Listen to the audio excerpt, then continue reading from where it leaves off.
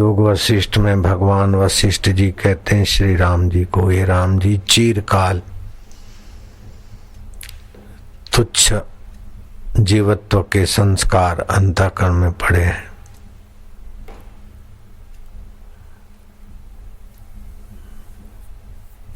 तो दीर्घ काल अभ्यास करके अंतःकरण को उन्नत किया जाता है, ज्ञान प्रकाश से आलोकित किया जाता है।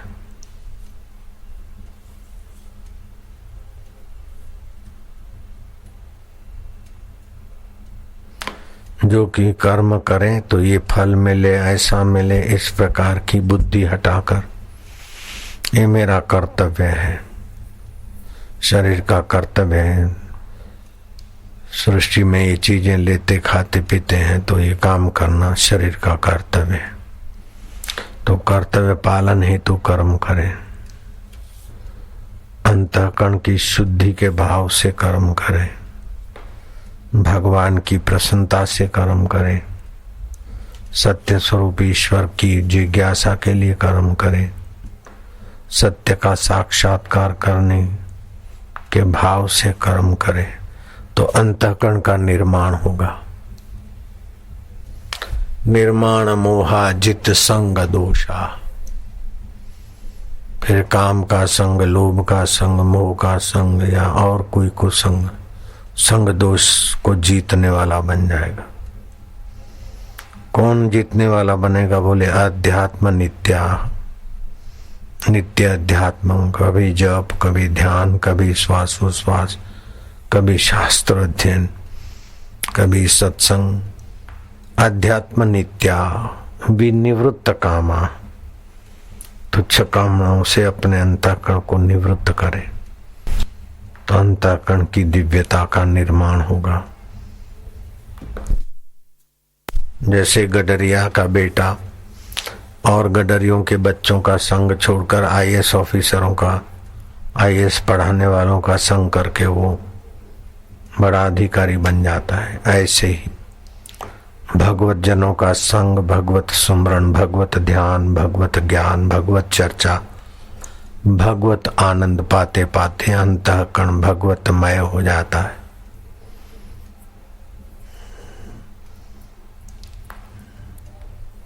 जैसे कहीं जाते नहीं और सपने में कितनी चीजें बना लेते, ऐसे अंतःकरण ब्रह्म परमात्मा में अपनी दिव्यता उभार कर परम सुख का आस्वादन करने के योग्य बन जाता है।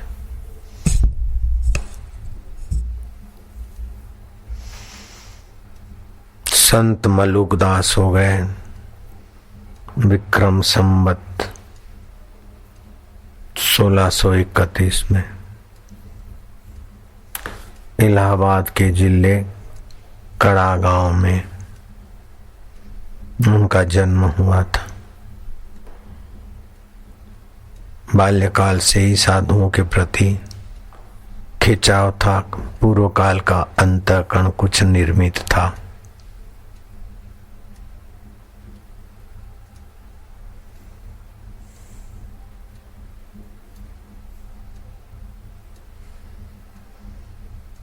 कोई साधु संतों को देखते तो वो चीज कपड़ा बपड़ा बेचने जाते तो साधुओं को, भक्तों को ऐसे दे देते। माँ बाप डांटते कि तो लुटा दिया, फिर गठरी खोलते, गिनते और पैसा गिनते तो बराबर मिल जाते। ऐसा अंतःकरण निर्मित हो चुका था। 11-12 साल की उम्र में मलुकदास जी के पिता छोटा मोटा बजाजी का काम करते, छोटी मोटी कपड़े की दुकान, कंबल की गठरी बांध दे जाओ बेटा, बेच के आओ, कंबल लो, कंबल, ऊनी कंबल, गरम कंबल, ठंड मिटाए, गर्मी लाए, स्वास्थ्य लाए।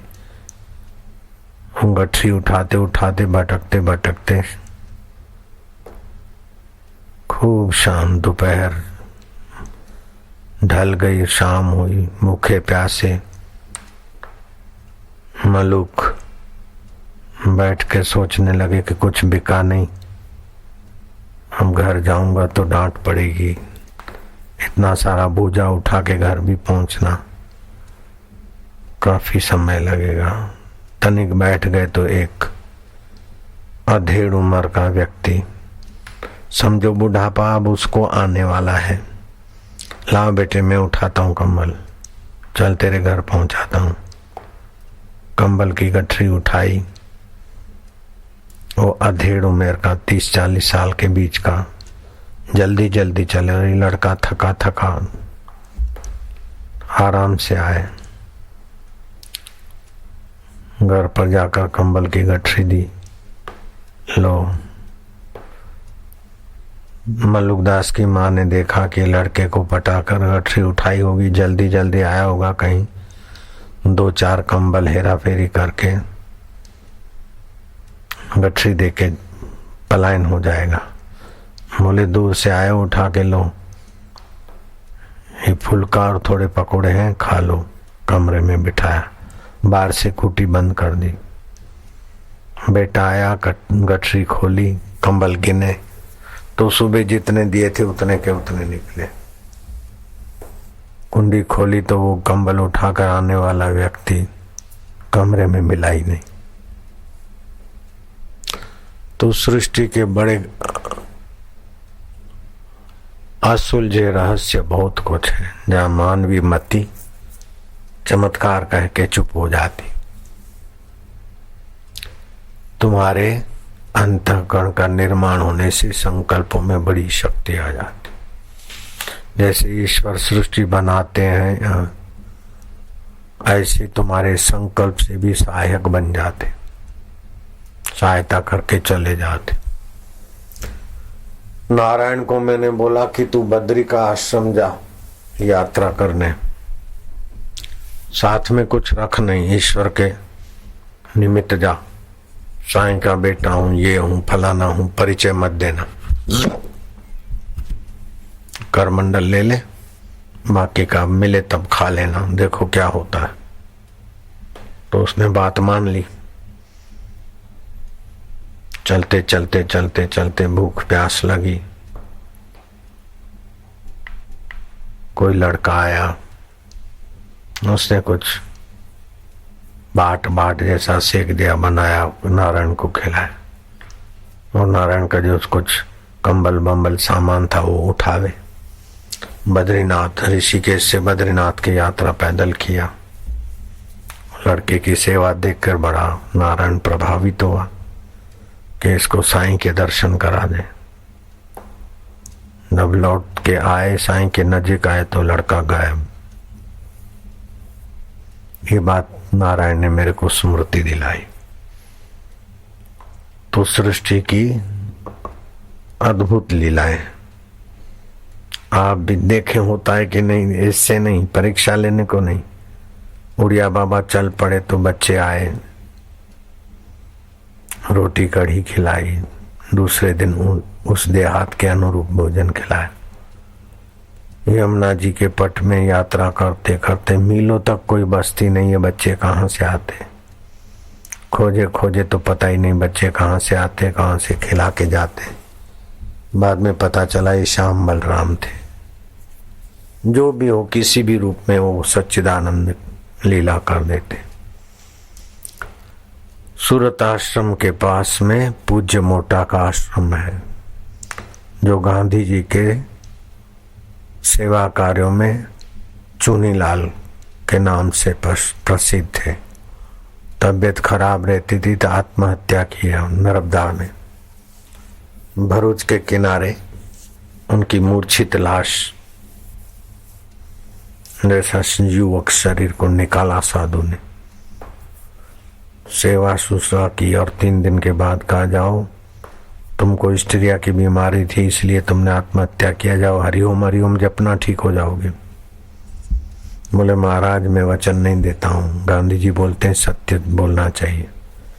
मैं गांधी जी का स्वतंत्र सेवा संग्रामी का कार्य करता हूँ, मैं आपको वायदा नहीं करता हूँ, मैं कोशिश करूंगा।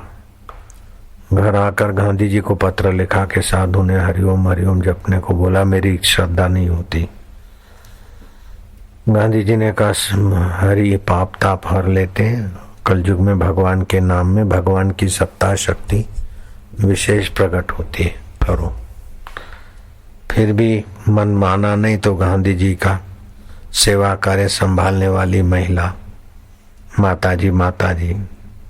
माताजी को खत लिखा। माताजी ने भी कहा तुम जप करो, और जप करने से उनको हिस्ट्रिया की बीमारी ठीक हो गई और कई आध्यात्मिक अनुभव हुए। बाद में वो पूज्य मोटा महाराज के नाम से जाने जाते थे। अभी भी सूरत के अपने आश्रम के पास में उनका आश्रम है। पहले उनका आश्रम बना था, बाद में अपना बना है।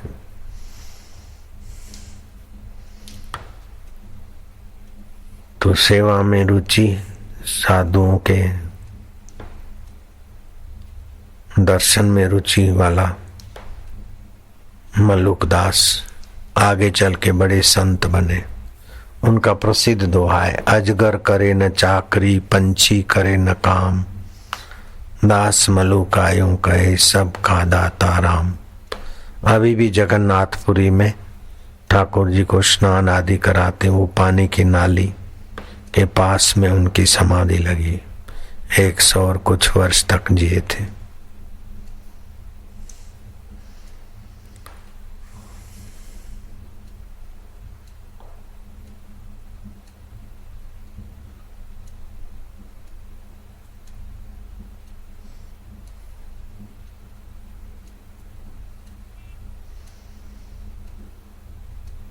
ना वह रीजे जप तप कीने, ना आत्म को जारे, ना वह रीजे धोटी टांगे, ना काया के पखारे।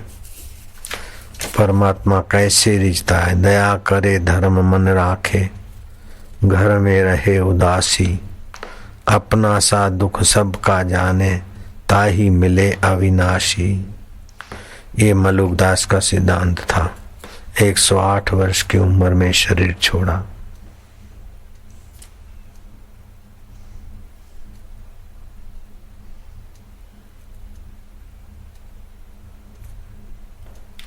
उनके गुरु का नाम था विट्ठल दास जी महाराज। उनके उद्देश्य था सेवा, अपने स्वार्थ का त्याग और सबके प्रति भगवत प्रेम। अंतःकरण का निर्माण हो गया। अभी भी जगन्नाथ भगवान का जो भोग बनता है उसमें बचा हुआ आटा का रोट बनाकर मलुकदास जी की समाधि पे भोग लगाया जाता है। कहाँ तो कंबल बेचने वाला लड़का और कहाँ ठाकुर जी की नाई, उसको भी भोग लगे। खैर भोग लगे चाहे न लगे, अंतःकरण के निर्माण की बलिहारी है। अभी आप तीर्थ में आए हैं, सामान्य आदमी चाट पकोड़े समोसे चटोरापन, आप एकादशी का व्रत रखते हैं, अंतःकरण का निर्माण होता है। कम बोलते हैं, किसी का हक नहीं छीनते, अंतःकरण का निर्माण होता है। जप करते, ध्यान करते, एकटक देखते, गंगा जी में सद्भाव से नहाते। अरे बोले गंगा जी में तो मेढक और मछलियां भी है, उनके पास भाव नहीं है, न अंतःकरण का निर्माण नहीं है। इसीलिए वो मेढक और मछली का दृष्टांत देना मनुष्यों के लिए ये वितंडावाद है। बोले गंगा में नहाने से कल्याण हो जाए तो मेढक और मछली भी तो नहा रहे हैं। अरे मूर्ख, मेढक और मछली को पता ही नहीं कि गंगा जी है, वो हरिओम हरिओम बोलते ही नहीं। अंतःकरण के निर्माण का उद्देश्य नहीं।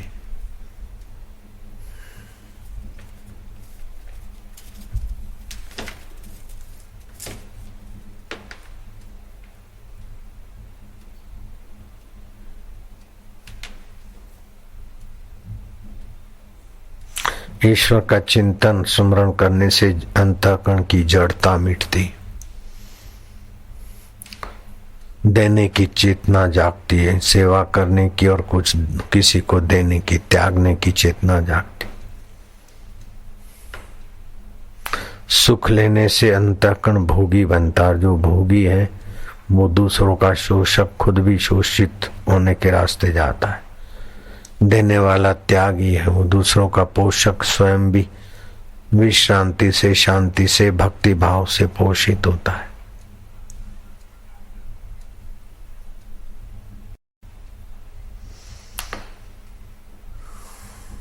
भोगी का पतन होता है, रोगी बनता है, जड़ बनता है, पराधीन बनता है। जो लेता है दूसरों का सुख सुविधा, लेकिन जो दूसरों के सुख में हाथ बटाता है, देता है वह योगी जड़ता से बचकर चेतनता के उन्मुख होता है। तुच्छ स्वार्थ की अपेक्षा ईश्वरीय प्रेम का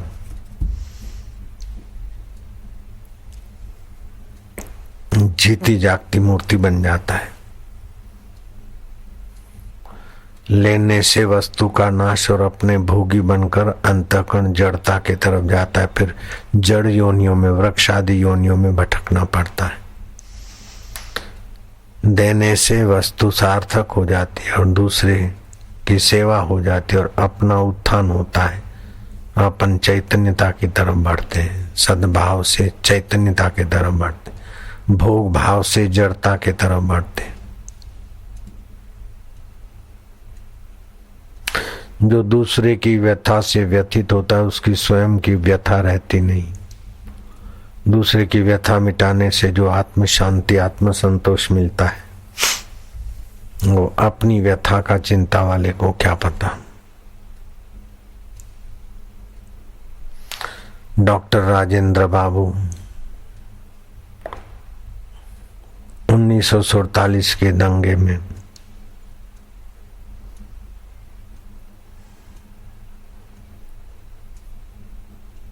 कुछ लोग इधर उधर बेचारे मारे गए। पुत्रवधू की मृत्यु हुई।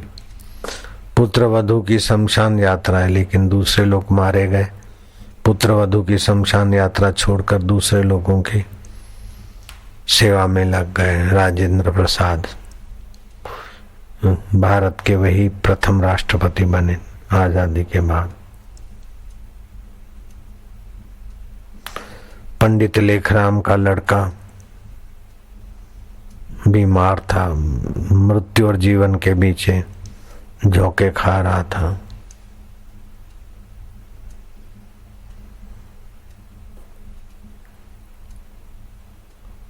किसी ने बताया कि 100 लोगों को लेकर हिंदू में से दूसरे धर्म में घसीट रहे हैं। बेटा के प्राण कंठ में है। पत्नी ने कहा क्या करते हो, ऐसा बेटे को छोड़ के जाते हो? बोले 100 बेटे धर्मांतरित होकर मृत्यु की खाई में चले जाए तो एक बेटे का ख्याल कब तक करूंगा। पंडित लेखराम के अंतःकरण का ऐसा उन्नत निर्माण हो चुका था। जिनके अंतःकरण का निर्माण होता है वो इतिहास के यशस्वी पन्नों पे चित्रित हो चाहे न हो, उनका अंतःकरण उनका साथ देता है। शरीर साथ में नहीं चलता, लेकिन अंतःकरण कभी साथ छोड़ता नहीं।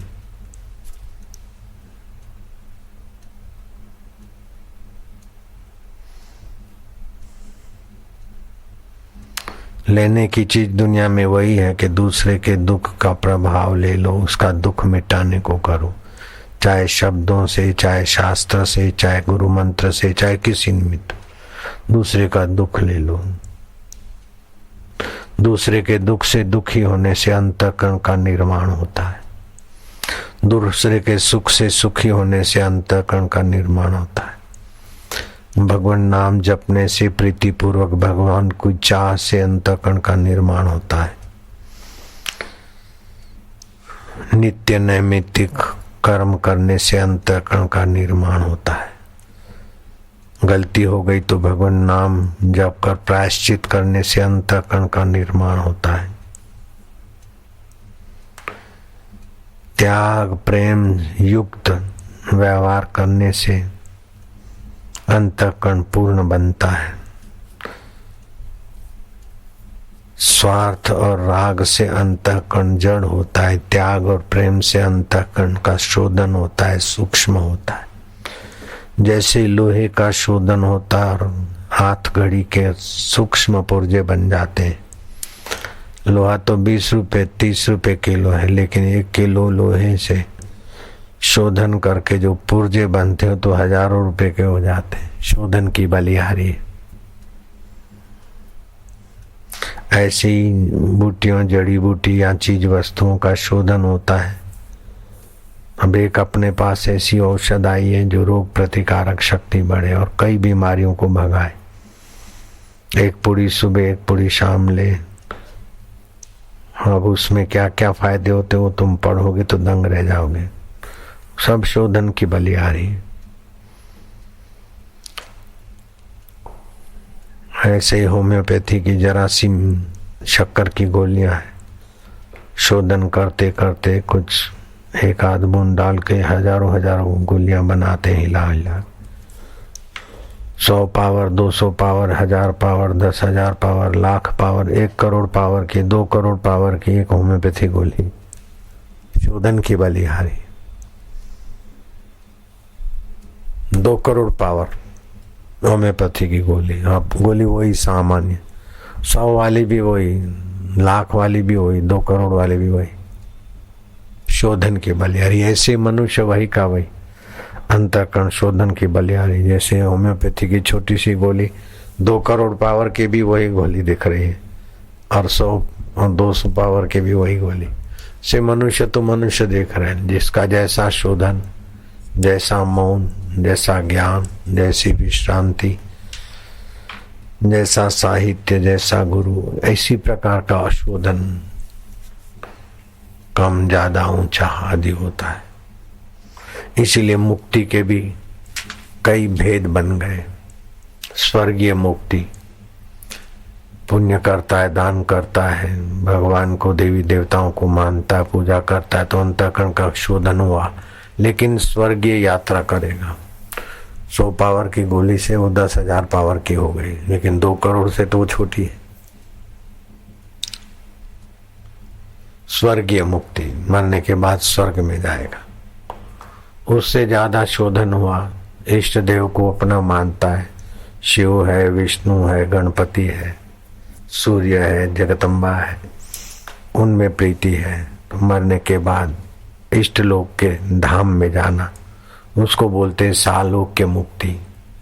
इष्ट देव के लोक में रहने को, जीने को, आनंदित आह्लादित होकर रहना का अवसर मिले, सालोक्य मुक्ति। फिर राजा का कोई अधिकारी बनकर रहा तो सामीप्यता मिली राजा की, तो सालोक्य मुक्ति, सामीप्य मुक्ति। इस सायुज्य मुक्ति, राजा का अधिकारी से बिल्कुल एकदम निकटवर्ती अधिकारी। सारूप्य मुक्ति, राजा का छोटा भाई, राजा की गैरहाजिरी में मानो वही राजा है, ऐसे इष्ट की अत्यंत निकटता होती। तो ये 5 मुक्तियां भी अंतःकरण भेद से ही स्वीकार की जाती है, योग्यता के भेद से। स्वर्गीय मुक्ति, सालोक्य मुक्ति, सायुज्य मुक्ति, सामीप्य मुक्ति, सारूप्य मुक्ति। इन सब से ऊंची मुक्ति होती है कैवल्य मुक्ति। उसका अंतःकरण का निर्माण यहीं किया जाता है। और अंतःकरण को निर्माण करके इतना उन्नत नहीं करना होता है। अंतःकरण जिससे प्रकाशित होता है, निर्मित होता है, खिन्न या शांत होता है, उस सब को जानने वाला जो सच्चिदानंद परमात्मा है, उसमें अपनी मैं वृत्ति जगानी होती। मन तू ज्योति स्वरूप अपना मूल पिछान, अपने मूल स्वभाव को जाने, अंतःकरण विच्छेद हो जाए। ध्यान करे, समाधि करे, व्यवहार करे, स्वर्गीय सुख जैसा बनाए, कैसा भी बनाए, लेकिन उन सभी मुक्तियों के बाद फिर गिरना होता है। कैवल्य मुक्ति, आकाश की नाई सच्चिदानंद परमात्मा का बोध, जो अत्यंत निकट है, दूर नहीं, दुर्लभ नहीं, परे नहीं, पराया नहीं। योग वशिष्ठ में भगवान राम को वशिष्ठ जी बताते हैं कि उस देव की उपासना करो। अत्यंत समीप है। कैवल्य मुक्ति, परम मुक्ति। मरने के बाद स्वर्ग में या इष्ट लोक के में जाना, इष्ट का समीप होना और समीप होना, सारूप्य होना, इन सब से विलक्षण और सहज मुक्ति, इसको बोलते कैवल्य मुक्ति। इसी में भगवान राम, भगवान कृष्ण, भगवान शिव, अष्टावक्र मुनि, कबीर जी, नानक जी, लीलाशाह जी प्रभु इसी कैवल्य मुक्ति में रमण करते थे। जितनी ऊंची चीज है उतनी सहज में है, जितनी बहुत जरूरी चीज है वो सहज में।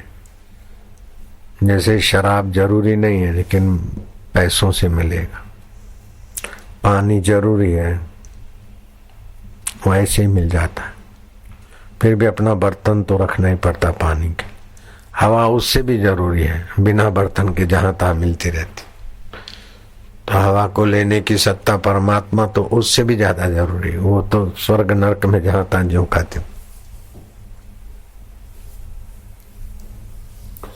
जितनी साधारण चीज उतना अधिक श्रम से मिलती और जितनी ऊंची चीज वो सहज में मिलती। श्वास लेना सबसे ऊंची चीज है, सहज में मिलता। घर से निकले तो टिफिन बनाना पड़ता, लेकिन रोटी तो बना के ले जाते यात्रा के लिए। पानी स्टेशन से भर जाएंगे। रोटी से पानी जरूरी है लेकिन वो सहज में थोड़ा है, रोटी की अपेक्षा पानी सहज में। पानी से भी श्वास सहज में है, पानी के लिए तो बर्तन, श्वास तो महा जय जयकार जहां भी जाओ। श्वास से भी ज्यादा सहज है अपना आपा। अपना आपा है तो ही रोटी ले सकते, पानी उठा सकते, श्वास खींचते। अपने आपा को कभी छोड़ नहीं सकते, उसका ज्ञान पाले। बहुत ऊंचे में ऊंची स्थिति है, इसको बोलते ब्राह्मी स्थिति। ब्राह्मी स्थिति प्राप्त कर कार्य रहे ना शेष। मोह कभी ना ठग सके, इच्छा नहीं लवलेश। एक से एक बढ़ा, एक से एक बढ़ा, लेकिन ये बढ़ाई की ऊंचाई की पराकाष्ठा, फिर इच्छा क्या रहेगी। रोज का 100 रुपया कमाने वाला 200 से लालायित हो जाएगा, 200 वाला 500 से लालायित हो जाएगा, 500 से 5000 वाले 500 वाला 5000 से लालायित हो जाएगा। एक से विशेष लाभ, लेकिन आत्म साक्षात्कार परम लाभ है। वहां सायुज्य, सामीप्य, सारूप्य, लोक की प्राप्ति का, अंतःकरण का निर्माण का झंझट ही नहीं पड़ता। सीधा साधु भाई सहज समाधि भाली, गुरु कृपा भई जा दिन से, दिन दिन अधिक चली। खाऊं पीऊं सो करूं पूजा, लो परमात्मा देव। हरू फिरूं सो करूं परकर्मा, भाव न राखूं दूजा, सब में एक, एक में सब। वो ब्रह्म ज्ञान की स्थिति सर्वोपरि, सर्वोपरि, सर्वोपरि की सर्वोपरि। ध्यान से सुनना, तुम भगवान राम नहीं हो, मैं भगवान वशिष्ठ नहीं हूं, लेकिन भगवान वशिष्ठ को और भगवान राम को जो महान ब्रह्म ज्ञान कहने और सुनने का मिलता था वो अपने को मिल रहा है। मैं आपको उत्तम साधक मानकर ये ऊंची बात, ऊंचे निर्माण की बात करा रहा हूं। पढ़ो।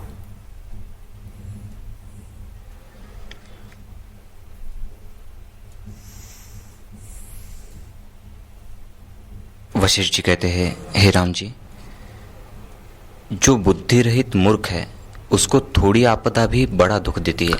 जो बुद्धि रहित है, मूर्ख है, जिसके अंतःकरण का निर्माण, शोधन, संस्कार नहीं पड़ा, उसको थोड़ी भी आपदा बड़ी पहाड़ जैसी लगती।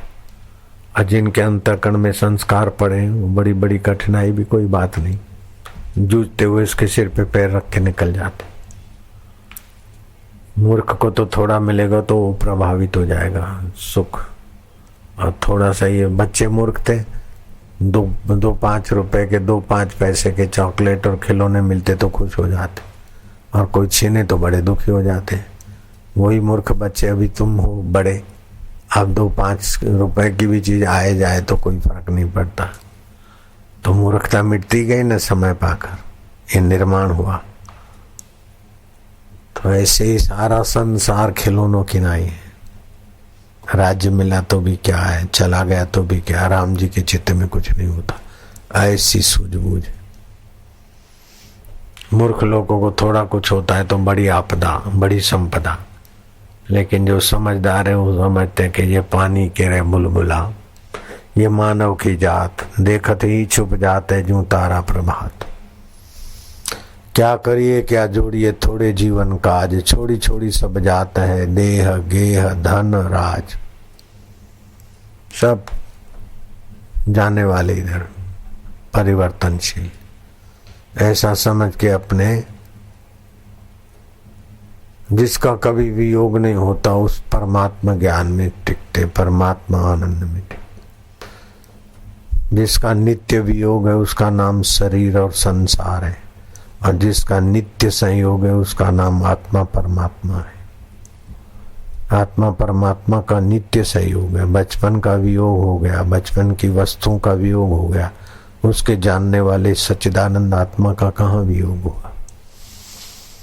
जवानी का वियोग हो गया, दुख का वियोग हो गया, सुख का वियोग हो गया, लेकिन ज्ञान स्वरूप आत्मदेव का वियोग कब हुआ, कहाँ हुआ, कैसे हुआ, कैसे हो सकता है? संभव ही नहीं है। उसमें अपनी मति गति लगाना ये महानिर्माण है। जो बुद्धिमान है उसको बड़ी आपदा भी दुख नहीं देती। जैसे बड़ा वायु भी पर्वत को नहीं चला सकता। इसी कारण प्रथम चाहिए कि संतों का संग और सत्शास्त्रों का विचार। चाहिए कि संतों का संग करे, सत्शास्त्र की बात को ध्यान से सुने, सुनी हुई बात को बार बार एकांत में मनन करे। संतों का संग और सत्शास्त्रों का विचार कर बुद्धि बढ़ावे। सत्संग और सत्शास्त्र का विचार करने से बुद्धि बढ़ती, अंतःकरण का निर्माण होता है। जैसे बच्चा पढ़ता है, गडरी का बच्चा भी IAS ऑफिसर हो जाता है, जाट भी SP बन जाते हैं, DIG बन जाते।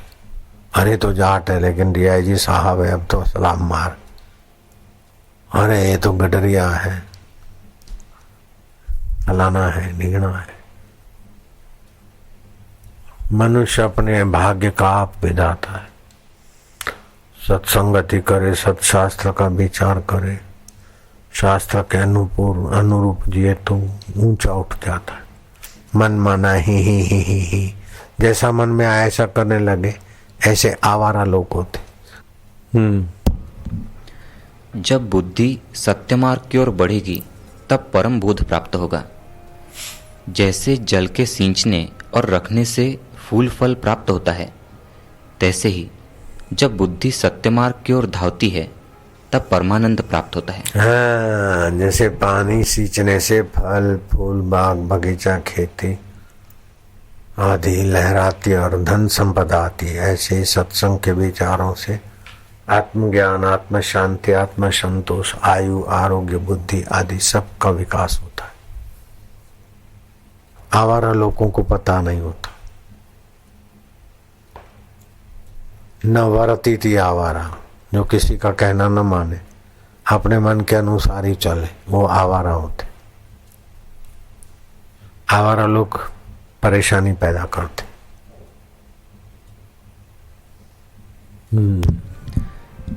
संसार समुद्र में जरा मरण रूपी जल के पार करने वाला आत्मा है। यह सबसे सुलभ है और अपने आप से जाना जाता है। ये सबसे सुलभ है आत्मदेव, अपने आप से जाने जाते। संसार को देखना हो तो संसार की चीज चाहिए, प्रकाश चाहिए, आंख चाहिए। लेकिन सूर्य को देखना है तो संसार की चीज नहीं चाहिए, खाली सूरज और आंख हो। आंख को देखना है तो सूरज नहीं चाहिए, फिर मन चाहिए। मन को देखना है तो बुद्धि चाहिए। बुद्धि को जानना है तो अपना आप चाहिए। बुद्धि बदलती, उसको जानने वाला अपना आप झुकाते हुए। ऐसे ये परमात्मा अपने आप से जाने जाते हैं। संसार के लिए अंतःकरण बहिकरण लगता है, परमात्मा के लिए अंतःकरण बहिकरण शुरू में चाहे काम आते हैं, बाद में तो अंतःकरण बहिकरण बाधित हो जाते। बाधित क्या, जैसे रस्सी को सांप मान के डर रहे थे, बैटरी लगाई, अब वो सांप गायब हो गया, बाधित हो गया। सांप जैसा लगता है लेकिन सांप का डर नहीं रहेगा, सांप का आकर्षण नहीं रहेगा। सीपी में चांदी दिख रही थी, लेकिन ठीक से देखा तो सीपी है, सूरज के किरण है बस, चांदी नहीं, बाधित हो गई चांदी। अर्थात भरम टूट जाए, ऐसे ही अंतःकरण मैं हूँ, अंतःकरण मेरा है, शरीर मैं हूँ, संसार मेरा है, ये सब बाधित हो जाता है, वो ज्ञानवान चिदानंदमय हो जाता है। श्री राम जी के लिए भी कहा है, चिदानंदमय देह तुम्हारी, विगत विकार कोई जाने अधिकारी।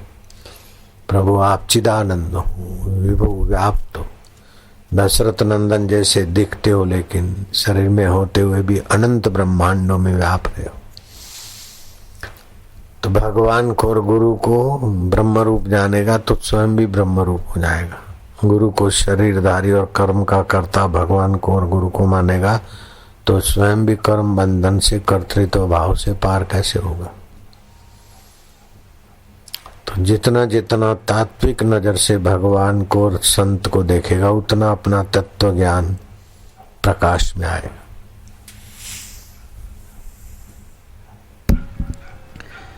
आत्मा शरीर रूपी कमलों के छिद्रों का भंवरा है और बिना खींचे बुलाए सुलभ आप प्राप्त होता है। सुलभ प्राप्त है, जैसे कमलों में सार भंवरा जानता है, ऐसे ही संसार में अंतःकरण में सार का सार वो ज्ञान स्वरूप आत्मदेव जानता है। वो पूर्ण है, समर्थ है, सुहृद है, सबका हितैषी है और अपने आप सुलभ प्राप्त होता है, दूर नहीं, दुर्लभ नहीं। ऐसा आत्मदेव, आखिरी मुक्ति सहज सुलभ। साहिब जी मुक्ति के लिए तो इष्ट देव के अनुरूप मंत्र करो, फूल चढ़ाओ, व्रत करो, स्वर्ग के लिए यज्ञ करो, दान करो, उसमें तो जो भी करे ईश्वर के निमित्त बस। ज्ञान मार्ग ज्ञानी तो जो भी करते हैं फल की इच्छा बिना, उनका स्वतः चैतन्य स्वभाव जागृत हो जाता है, अपने आप से जाना जाता है। आंख को तो मन से जानते, मन को बुद्धि से जानते, बुद्धि को जीवत्व से जानते, और जीव को कैसे जानते, मेरा जी घबरा रहा है, वो अपने आप से जानते। वही आत्मदेव है। एक श्वास गया और बाहर आना, बीच की संधि वो आत्मदेव की शुद्ध अवस्था है। एक संकल्प उठा, दूसरा उठने को, बीच का संधि काल बढ़ाओ तो आत्मा में स्थिति हो जाएगी। सारे शोक, सारे भय, सारे कर्म बंधन कट जाएंगे। जो कोई अल्प भी उसको बुलाता है तो उसी क्षण उसके सम्मुख होता है। अल्प व्यक्ति भी उसे बुलाए, याद करे तो उसी क्षण उसके निकट है। हे प्रभु, हे प्रभु करके चुप हो जाओ तो देखो इधर उधर से मन हटा तो प्रभु ही तो है। हे राम, हे हरि, हे गोविंद, हे अच्युत। साधारण व्यक्ति भी बुलाए तो उसके साथ ही है। साधारण व्यक्ति की को भी देखने की सत्ता वही देता, सूंघने की, सुनने की, बोलने की, चलने की। इतना निकट है वो आत्मदेव। इसमें कोई संशय और विकल्प नहीं। वह निष्कलंक और परम संपदावान है और सदा स्वस्थ रूप है।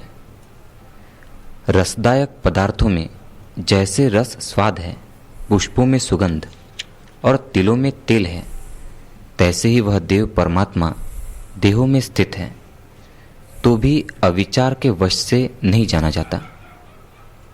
जैसे चिरकाल उपरांत आया बांधव अपने आगे आकर स्थित हो तो भी उसे पहचाना नहीं जाता।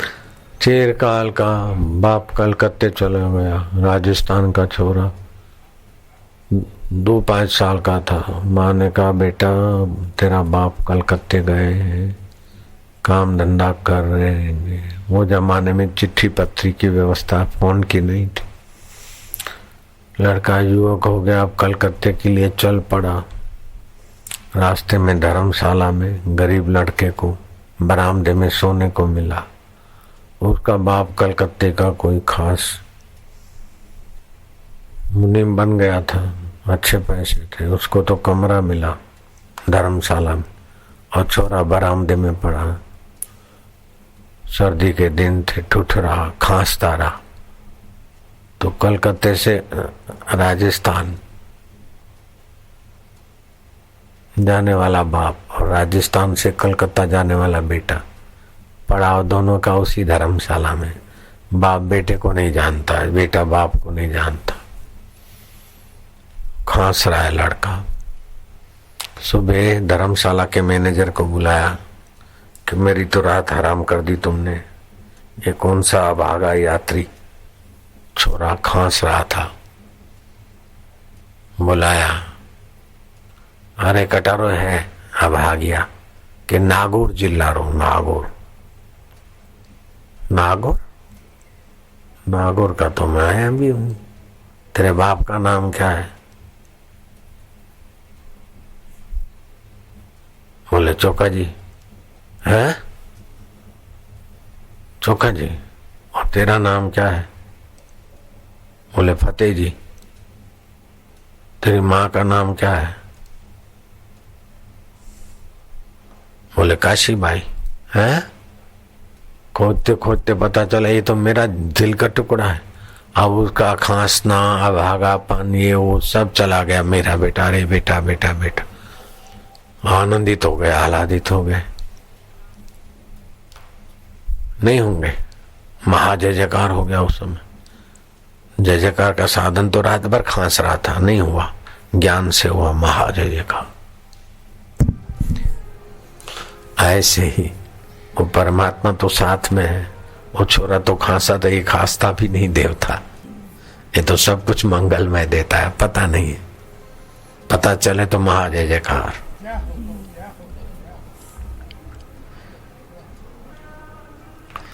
जब विचार उदय होता है तब आत्मा परमेश्वर को जान लेता है। विचार उदय हुआ छोरे के बाप का, छोरे को जान लिया, छोरे ने बाप को जान लिया। ऐसे जीव ब्रह्म को जान लेता है, ब्रह्म जीव को जान लेता है। दोनों का नस्ल तो एक ही है। आत्मा सतरूप है, चेतन रूप है, ज्ञान रूप है, और परमात्मा भी सत है, चेतन है, ज्ञान रूप है। दोनों एक ही जात के। जैसे किसी प्रियतम बांधव के पाने से आनंद उदय होता है, तैसे ही आत्मदेव के साक्षात्कार से परम आनंद उदय होता है। परम आनंद, परम शांति, परम ज्ञान, दिने दिने नवम नवम। सारा वैभव, ज्ञान, प्रसन्नता आदि आदि दिव्य गुण सभी उस आत्मदेव से निखरते।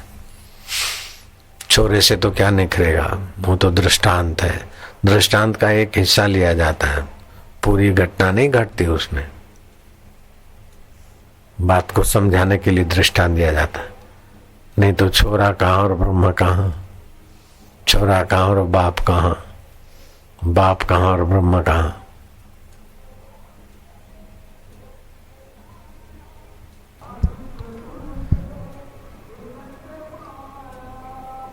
उस आत्मदेव के साक्षात्कार से जितनी कुछ दुष्ट चेष्टा है उसका अभाव हो जाता है। वो आत्मज्ञान से, आत्म साक्षात्कार से सारी दुष्ट चेष्टाओं का अभाव हो जाता है। स्वार्थ का, अहंकार का, भय का, चिंता का सब अभाव हो जाता है। सब ओर से बंधन फांस टूट जाती है। सब शत्रु क्षय हो जाते हैं। शत्रु क्षय हो जाते हैं। आप आत्मज्ञान में रहो, आपसे कोई शत्रुता करे तो उसको प्रकृति अपने आप क्षय कर देती। और आशा चिर नहीं फुरती। जैसे पर्वत को चूहा तोड़ नहीं सकता, पर्वत को चूहा नहीं तोड़ सकता, उठा के ले नहीं जा सकता, ऐसे आशा तृष्णा उस ज्ञान स्वरूप आत्मा को, आत्मज्ञानी को कुछ नहीं कर सकते। वो खाता, देखता, बोलता, रूठता, राजी होता, सब करता हुआ दिखेगा, फिर भी उसमें कर्तृत्व नहीं है। सहज कर्म कौन थे? तस्य तुलना के न जाए थे। उस आत्मरामी की तुलना किससे करोगे? ब्राह्मी स्थिति प्राप्त कर कार्य रहे ना शेष। मोह कभी ना ठग सके, इच्छा नहीं लवलेश। ये पाऊं ये भोगूं नहीं, अपने आप में तृप्त है, अपने आप में पूर्ण है।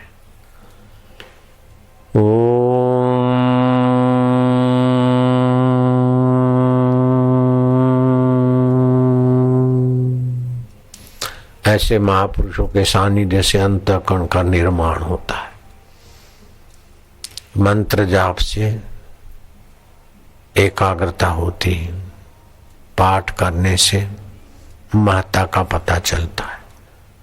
लेकिन मंत्र अगर गुरु के द्वारा मिलता है तो वो चेतन होता है। राम राम तो कबीर जी पहले ही बोलते थे, झाड़ू लगाने वाले भी राम राम बोलते। रामानंद स्वामी ने राम नाम मंत्र दिया कबीर जी को, तो कबीर इतने महान बन गए। तो जिनको भी दीक्षा मिलती है 33 प्रकार के आध्यात्मिक फायदे होते हैं, अंतःकरण का निर्माण होता है उनका। पहले जो दुख में ज्यादा दुखी हो जाते, दीक्षा के बाद वैसे दुखी नहीं होते। सुख में छक जाते थे, वैसा नहीं होना। जरा जरा बात में भयभीत होते, ऐसा नहीं होगा। दीक्षा से 33 प्रकार के आध्यात्मिक फायदे होते। हार्ट अटैक कभी ना हो, हाई बीपी ना हो, लो बीपी ना हो, पीलिया ना हो तो एक दिन में मिट जाए। शनि देवता का ग्रह नहीं चढ़ता है तो 100 माला जप करे आशीर्वाद मंत्र के, शनि देवता चले जाते। ऐसे एक्सीडेंटों से रक्षा हो जाए, बरकत आ जाए, ऐसे कई लौकिक फायदे होते हैं।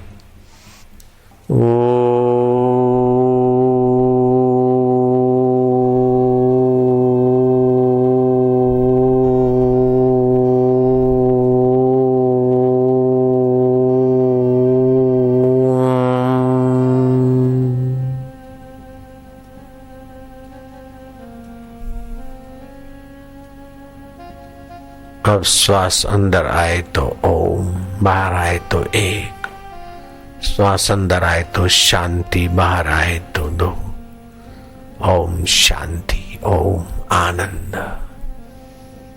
होठ में जपे, कंठ से जपे, हृदय से भाव करके डूबते जाए। ओम शांति, ओम ओम। जो दूर नहीं है हम उसमें शांत हो रहे हैं, जो दुर्लभ नहीं उस परमात्मा में हम शांत हो रहे हैं, जो परम सुहृद है उसमें हम एकाकार हो रहे हैं। जिनकी स्मृति से अंतःकरण का निर्माण होता है, मोह माया क्षीण होती है, हम उस भगवान में पावन हो रहे हैं। ओम ओम प्रभु जी ओम, प्यारे जी ओम, मेरे जी ओम। ओम ओम ओम ओम ओम ओम ओम ओम।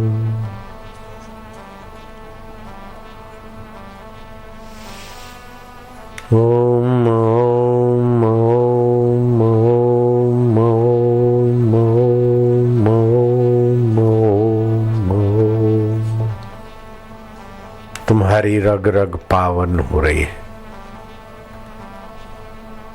ओम स्वरूप ईश्वर की उपासना अंतरात्मा को प्रकट करने के लिए सहज सुलभ साधन है। वह निकटवर्ती देव जिससे सब कुछ होता है,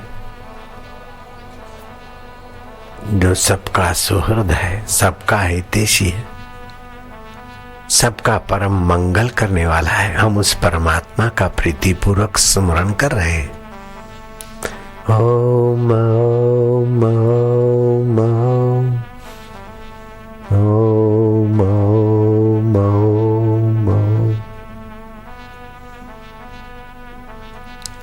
ओम ओम ओम ओम ओम ओम। आनंददाता सच्चिदानंद प्रभु, प्यारे जी, मेरे जी, गुरु स्वरूपा, कृष्ण रूपा, शिव रूपा, राम रूपा, सर्व रूपा, सर्व का अंतरात्मा देव।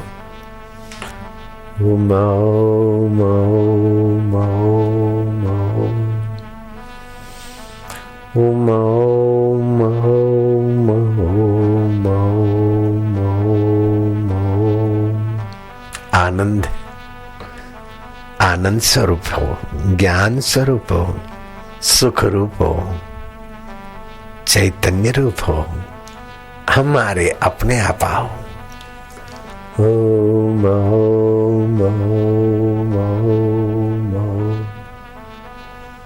ओम ओम ओम ओम। बीच बीच में भले चुप हो जाओ, फिर बोलो, फिर चुप्पी, फिर बोलो।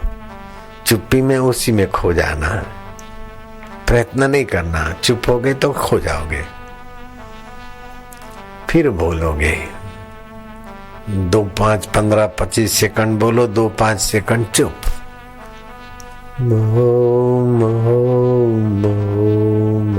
ओम ओम। ओम ओम ओम ओम ओम। राम राम राम राम, श्याम राम राम राम। ओम ओम ओम ओम ओम ओम ओम ओम।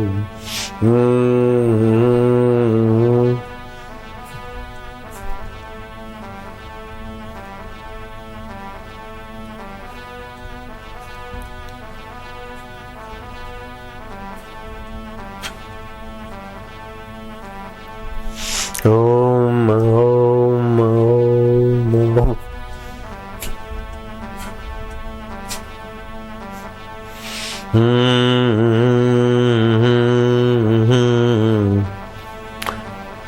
तुम्हारा मन पावन हो रहा है।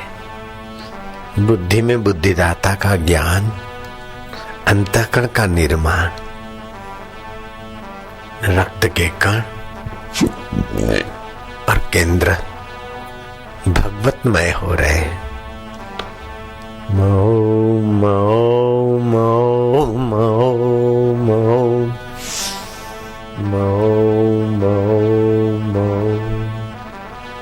3 घंटे रोज ओमकार का जप करें, 3 घंटे ध्यान, 3 घंटे शास्त्र अध्ययन, 3 घंटे महापुरुष का सन, शीघ्र भगवत प्राप्ति।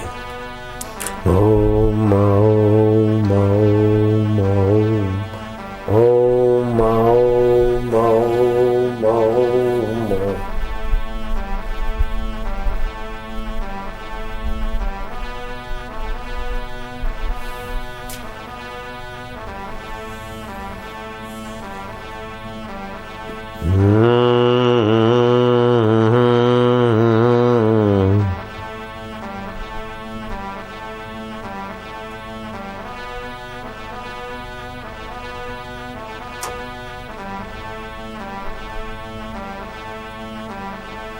ओम ओम ओम ओम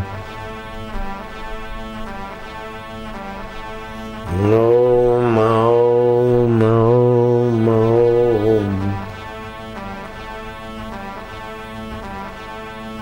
ओम ओम ओम ओम ओम। राम राम राम राम।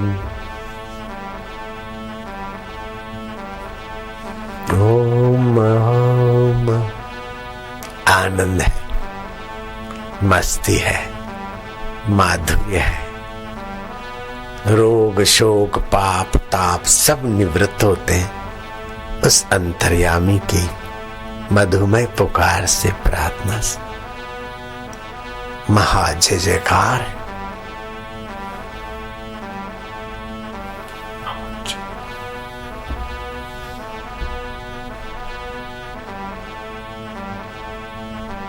आनंद है। भगवत प्रसाद या मति और गति हो रही है।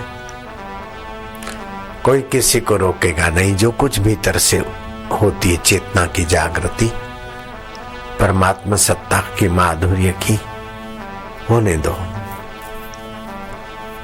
वाग गदगदा, वाणी गदगद हो जाती, हसती क्वचित, कभी हंसी उभरती, रुदती भीक्षणम, कभी भयंकर रुदन पैदा होता है, उद्गायंती, कभी गुनगुनाहट पैदा होती, विलज्जे नृत्यंते च, लज्जा छोड़कर कभी नाचने का भाव आता है।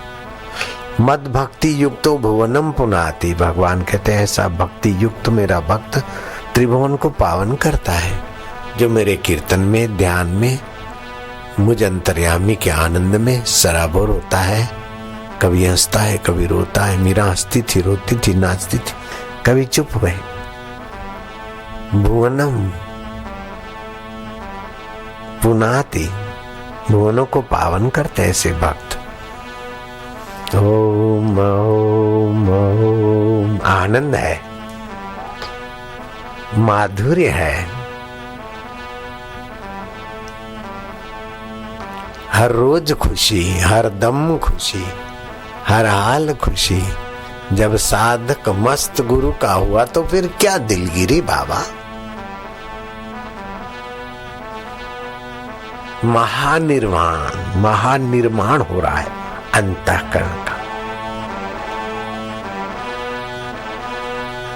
प्रभु जी, प्यारे जी, मेरे जी, अंतरात्मदेव।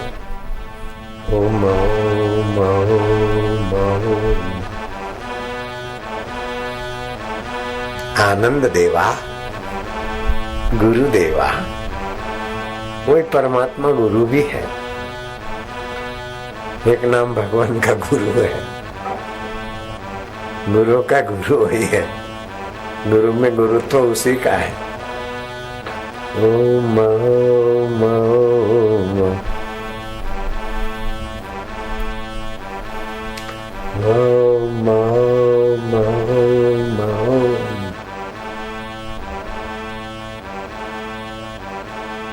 राम राम राम राम,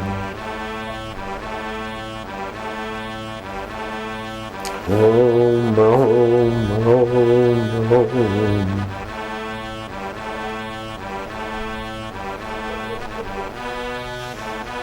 ओम ओम ओम ओम।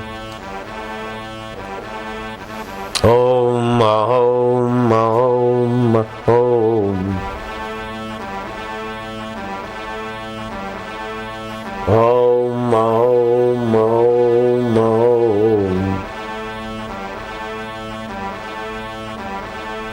ओम ओम ओम ओम।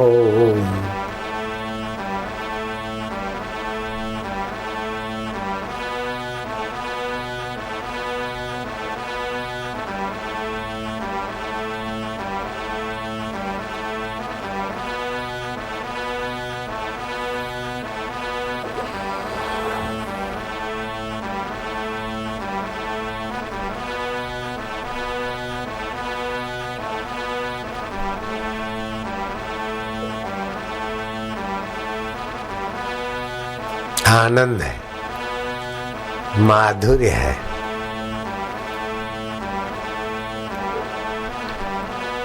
पतित पावन परमात्म चिंतन।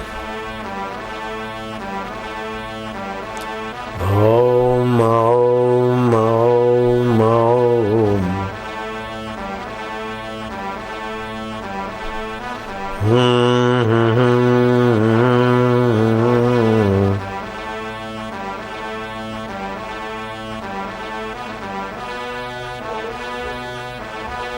ओम ओम ओम ओम।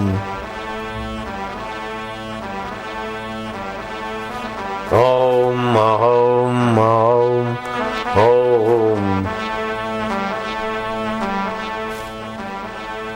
ओम ओम ओम ओम।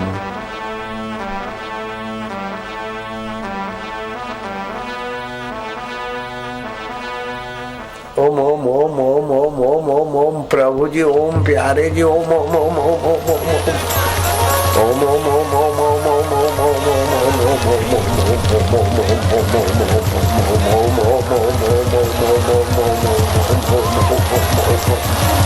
हरि ओम ओम ओम ओम ओम ओम ओम ओम प्रभु जी ओम ओम ओम ओम ओम ओम हरि ओम, दाता ओम, अंतर्यामी ओम, प्रभु जी ओम, प्यारे जी ओम, दाता जी ओम ओम।